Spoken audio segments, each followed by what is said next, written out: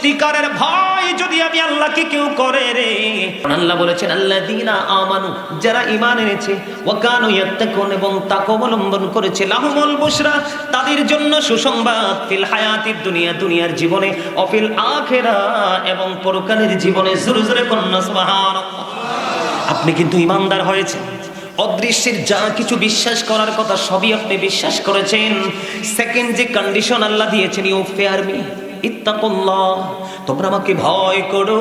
এই ভয় যদি আপনার হৃদয়ে না থাকে রে, আপনি কোনোদিনও সফল হতে পারবেন না। ঠিক কিনা বলে?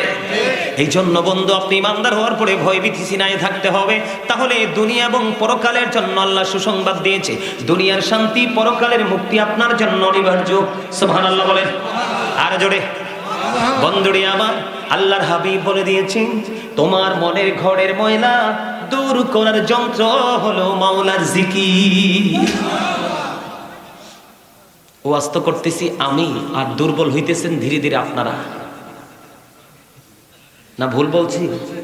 হ্যাঁ, এতগুলো মানুষ, এত সুন্দর উপস্থিতি, একজনের চোখে ঘুম নাই। সুবহানাল্লাহ বলতে পারেন না? আরে আরো জোরে বলেন সুবহানাল্লাহ। এই শক্তি কার জন্য রাখছেন? মৃত্যু কি বুড়া হইলে মরবেন এমন কোন কন্ডিশন আছে? এখনকার যুগের বুড়ারা আছে, এই যে আমার চাচারা, আমার দাদারা, ওনারা থাকেন মাঝখান দিয়ে। কিছুদিন আগে আমার সামনে অনেকগুলো মানুষ মৃত্যুবরণ করেছে, আমার রিলেটিভ পার্সন, এর মধ্যে সবগুলো ইয়াং।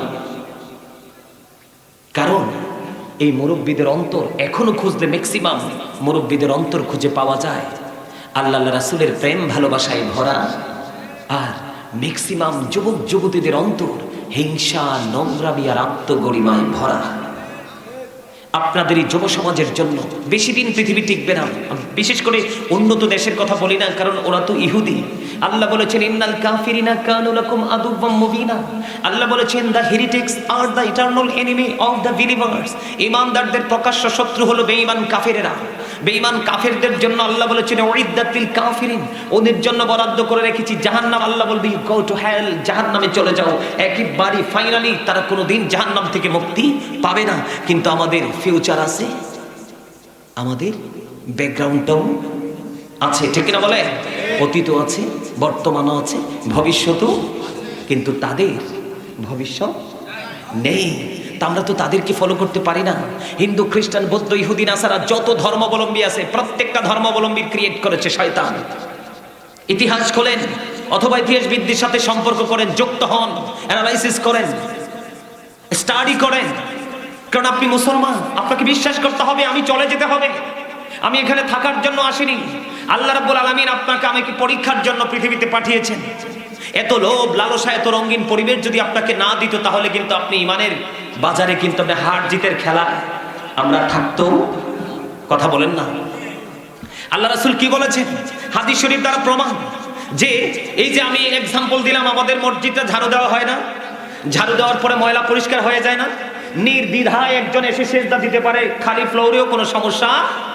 বন্ধুরে আমার, ওই মসজিদ তুমি পরিষ্কার করেছো, তোমার ঘরে ফ্যানের যে হাতাগুলো তুমি পরিষ্কার করেছো, প্রতিদিন পানি পান করো, পানির গ্লাস তুমি পরিষ্কার করেছো, তুমি যে পোশাকটা প্রতিদিন ইউজ করো তুমি সেটাকে পরিষ্কার করেছো। পৃথিবীর সব তুমি পরিষ্কার করলা না, যে পৃথিবীর সব তুমি পরিষ্কার করে ফেললা, যেগুলো তোমার সঙ্গী হবে না আর যেটা তোমার চিরকালের সঙ্গী, এটা কি তুমি পরিষ্কার করতে পারলা না? এর চেয়ে বড় বোকামি আর কিছুই হতে পারে না। এই জন্য নবী বলেছেন বেশি বেশি করে জিকির করো। তবে আল্লাহর হাবিবের জিকির করে তারপরে আল্লাহর জিকির করবেন। আল্লাহর হাবিব রিসালাতকে বিশ্বাস করার পরে আল্লাহকে বিশ্বাস করবেন, তাহলেই হতে পারবেন ঈমানদার। কারণ আল্লাহকে একা একা ডাকলে আল্লাহ খুশি হয় না, হয় না। আপনারা ডক্টর আহমদ পেয়ারা বাগদাদি পীর সাহেব কেবলার নাম শুনছিলেন না? এই যুগের ছেলেরা হয়তো জানেন, আপনার দাড়ি পাকা মুরব্বী বাবা যা মধ্য বয়সী আমার ভাইয়েরা, আপনারা সবাই জানেন না? আমি তখন ছোট ছিলাম, ডক্টর আহমদ পেয়ারা বাগদাদি পৃথিবী থেকে পর্দা করেছেন। তিনি 1980 সালে আমেরিকার বোস্টন মসজিদে একটু বাহাসে গিয়েছিলেন 150 জন গির্জার সুপারিনটেন্ডেন্ট ছিল একদিকে, আরেকদিকে ছিল 10 লক্ষ খ্রিস্টানকে যিনি দীর্ঘদিন সময় নিয়ে মুসলমান বানিয়েছেন, তার নাম হলো ওয়ারিদ্দিন মোহাম্মদ। ওই ব্যক্তিটা একদিকে তো একটা আলাদা একটা পার্সন ছিলেন। আর ডক্টর আহমদ পেয়ারা বাগদাদি, বাংলাদেশ স্মল কান্ট্রি, একটা ছোট্ট দেশ, কিন্তু অনলি ওয়ান পার্সন, একজন ডক্টর আহমদ পেয়ারা বাগদাদি, তিনি বাহাসের জন্য গিয়েছিলেন আমেরিকার মতো দেশে। ওখানে ওরা বক্তব্য দিয়েছিল, আমার দিকে তাকান, এই আলোচনাটা করতাম না, আপনাদের ইমানটাকে টেকসই করার জন্য বলছি। ওনাকে ওখানে ওরা বলেছিল যে তাদের যে ধর্মগ্রন্থ, যেটাকে ইংলিশে বলা হয় দ্য ওল্ড ও নিউ টেস্টামেন্ট, এটার মধ্যে ওরা বলেছেন he that love it not no it not God, for God is love. এরা বলেছেন যেজন প্রেম করে না সেজন আল্লাহকে জানে না, ফর গড ইজ লাভ, আল্লাহই প্রেম। ডক্টর আহমদ পেয়ারা বাগদাদি তিনি বলেছেন নো, সে বলুন, ইফ ইউ ডু লাভ আল্লাহ, যদি তোমরা আল্লাহকে ভালোবেসে থাকো, ফলো মি মুহাম্মদ সাল্লাল্লাহু আলাইহি ওয়াসাল্লাম, আওয়াজ তুলে বলেন না সুবহানাল্লাহ। সেটা আমাদের নবী, সেটা কার নবী? আমরা কি খুশি না? আপনারা অনেকেই খুশি হতে পারবেন না, ম্যাক্সিমামই খুশি হবেন, তবে আমি অনেক বেশি প্রাউড ফিল করি। I am very successful person, কারণ আখির নবীর উম্মত হয়েছি। এর চেয়ে বড় ক্রেডিট আমার জীবনে আর কিছুই নয়। রাসূল পৃথিবীতে এসে বলেছেন রব্বি হাবলি উম্মতি, আর রাসূলের জবান মোবারকে কিয়ামতের দিন থাকবে রব্বি সাল্লিম রব্বি সাল্লিম রব্বি সাল্লিম, শুধু বলতে থাকবেন আমার উম্মতগুলোকে শান্তিতে রাখো, নিরাপদে রাখো। আওয়াজ তুলে বলেন সুবহানাল্লাহ। এমন দরুদি নবী আর কি আসবে পৃথিবীতে? আমরা কি দেখতে পারবো? পারবো। আমার আগে যেই ভাই আলোচনা করেছেন অত্যন্ত চমৎকার কোরআন এবং হাদিসের রেফারেন্স দিয়ে তিনি কথাগুলো বলতেছিলেন, আমি এসে ওনাকে ডিস্টার্ব করেছি, কারণ আমার প্রতিদিন প্রোগ্রাম, আমাকে টাইম মেনটেন করাটাই হচ্ছে আমার সবচেয়ে বড়। আর আমার একটা অভ্যাস হচ্ছে আমি স্টেজে বসলে সহজে নামতে চাই না, যদি উপস্থিতিদের যদি মনোযোগ থাকে। সুবহানাল্লাহ বলেন না? সম্মানিত উপস্থিতি, কি বলেছেন? ফলো মি মুহাম্মদ সাল্লাল্লাহু আলাইহি সাল্লাম, আল্লাহ উইল লাভ ইউ। তুমি যদি রাসূলকে ফলো করতে পারো, আল্লাহ উইল লাভ ইউ, আল্লাহ তোমাদেরকে ভালোবাসবে, এন্ড ফরগিভ ইউর সিনস, আল্লাহ তোমাদেরকে ক্ষমা করে দিবে।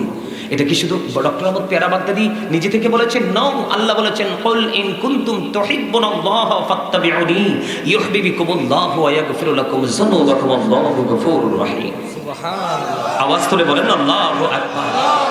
তিনি কোরআন থেকে আইডেন্টিফাই করে তারপরে তিনি বলেছেন, এটাতে সন্দেহ করার কোনো অবকাশ, সন্দেহ করার কোনো অবকাশ নেই। জোরে জোরে কন্যা আলহামদুলিল্লাহ।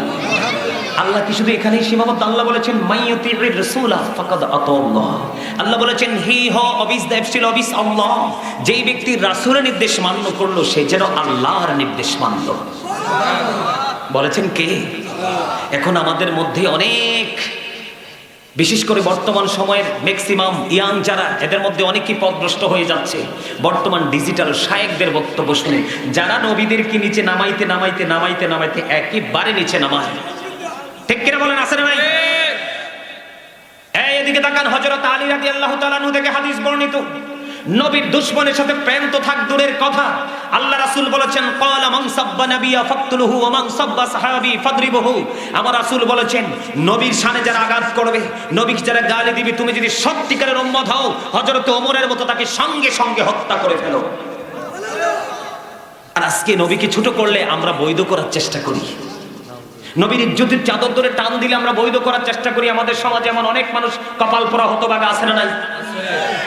ওমান সাব্বা সাহাবী ফাদরিবহু, সাহাবায়ে কেরামকে যদি কেউ বকা দেয়, গালি দেয়, তোমরা তাদেরকে বাইন্দা পিটাও, প্রহার করো। বলছে কে? আল্লাহ, আল্লাহর হাবিব। আরো কি বলেছে জানেন?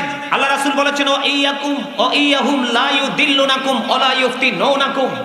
আল্লাহ রাসূল বলেছেন তোমরা তাদের থেকে দূরে থাকো, তাদেরকেও তোমাদের থেকে দূরে রাখো, কারণ তাদের সাথে মিশলেই তোমরা পথভ্রষ্ট হবে, ফিতনায় পড়বে। তারা যেন তোমাদেরকে পথভ্রষ্ট করতে না পারে। অনেক প্রেমের আকাঙ্ক্ষা দেখাবে, তোমার কাছে যাওয়ার জন্য তোমার ঈমান চুরি করবে, অন্য কিছু নয়। তুমি তার থেকে দূরে থাকো এবং তাকেও তোমার থেকে দূরে রাখো, কারণ না হয় তুমি পথভ্রষ্ট হয়ে যাবে। সম্মানিত উপস্থিতি, আমার দিকে তাকান, আল্লাহ বলেছেন ইন্নাল্লাযীনা ইউযুনাল্লাহা ওয়া রাসূলাহু লা'নাহুমুল্লাহু ফিদ দুনিয়া ওয়াল আখিরা ওয়া আ'আদ্দা লাহুম আযাবাম মুহিনা। আল্লাহ রাব্বুল আলামিন বলেছেন নিশ্চয়ই আল্লাহ এবং আল্লাহ রাসূলকে যারা কষ্ট দেয়, আল্লাহ তাদেরকে দুনিয়া এবং আখিরাতে তাদেরকে কি করেছেন? অভিশপ্ত করেছেন, লানত দিয়েছেন। ওয়া আ'আদ্দা লাহুম আযাবাম মুহিনা, তাদের জন্য ভয়ঙ্কর শাস্তি বরাদ্দ করে রেখেছেন। এখন যেই আল্লাহকে ভালোবাসলে আল্লাহ রাজি হয়ে যায়, যে আল্লাহকে কষ্ট, যে রাসূলকে, সেই রাসূলকে কষ্ট দিলে কি আল্লাহ খুশি হবে? আমার সেই বিষয়ে আলোচনা নয়, আমি আজকে একটা গুরুত্বপূর্ণ বিষয় নিয়ে আলোচনা করব। আমি জানতাম না এত সুন্দর একটা প্লেস এখানে আছে।